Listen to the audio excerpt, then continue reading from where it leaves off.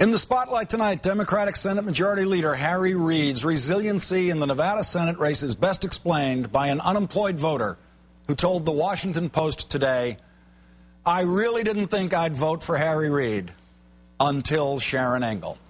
In the final hours before the election, the Tea Party Republican candidate is hoping swing voters are angry enough at Harry Reid that they will overlook just how unprepared she is to cast votes or even speak in the United States Senate.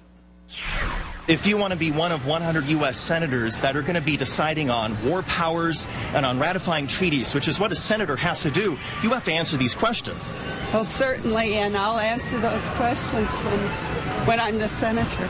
You are literally staying silent about the two wars that we're in right now. You know, the two wars that we're in right now is exactly what we're in. No, you don't have to rewind to hear that again. You know, the two wars that we're in right now is exactly what we're in. One more time? Okay.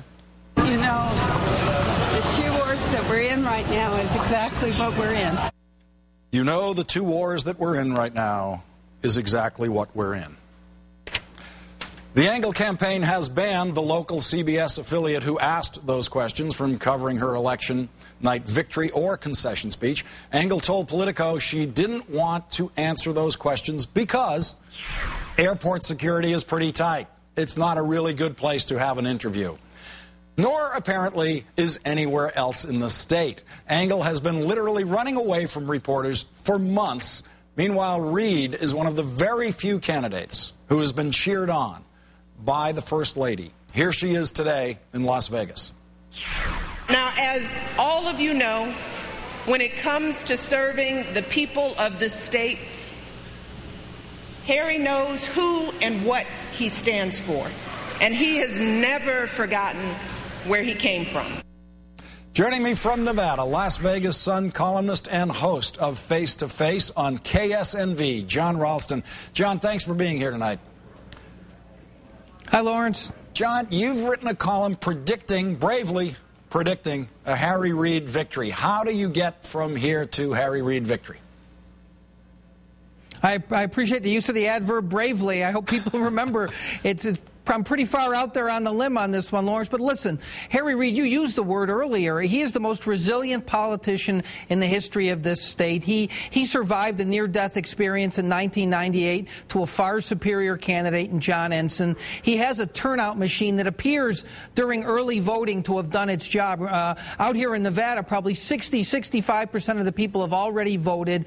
There's no sign yet of a huge Republican wave. Probably only about 25% of the electorate's going to turn out tomorrow. And I think he's done what you used that example of the unemployed worker in the Washington Post. I think there are people that were set to vote for Sharron Engel on June 8th when she was nominated who now will not vote for her because of the campaign that Harry Reid has run and, frankly, some of the comments that she has made since June 8th. How helpful has Christine O'Donnell been to Sharron Engel, allowing Sharron Engel the status of the second nuttiest Senate candidate in the United States?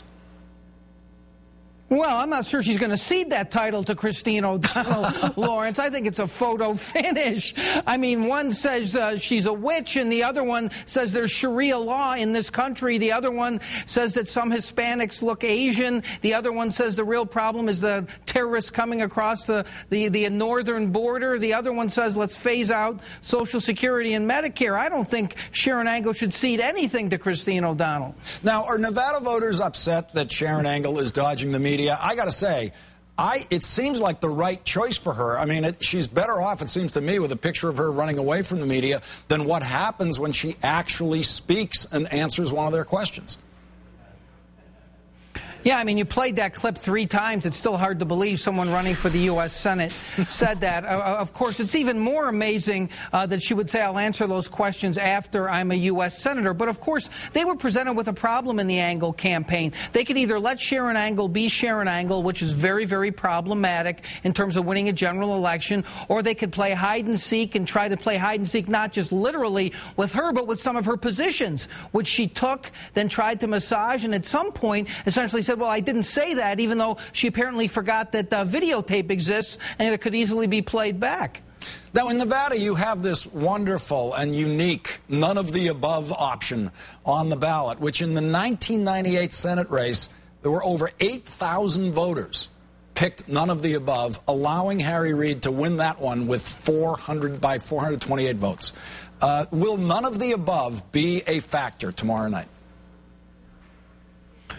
If Harry Reid is going to win, it needs to be a factor, Lawrence, and they've counted on it being a factor, taking people who might have voted for Sharron Angle, and even if they can't bring themselves to hold their nose and vote for Harry Reid, they'll vote for none of the above. I have heard there are Republicans who, especially in Washoe County, which is Reno and Sharron Angle's home base, who know her very well and just will not vote for her, but can't bring themselves to vote for Harry Reid and will vote for none of these candidates on the ballot. Every single vote that is thrown into that category is a vote against Sharron Angle. If she loses, that will cost her the race. Is Harry Reid or any of his surrogates offering people quietly that strategy? If you want to say no to Harry Reid, if you want to say no to the Democrats, do it through the none of the above vote instead of the Sharron Angle vote.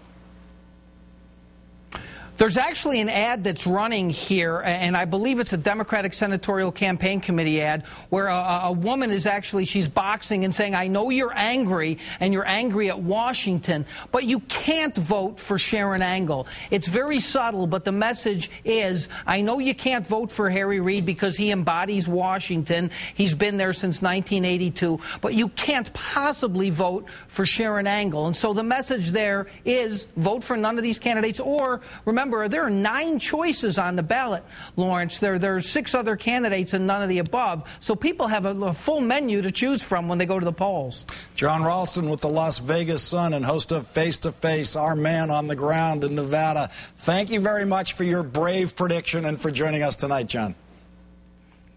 Thanks, Lawrence.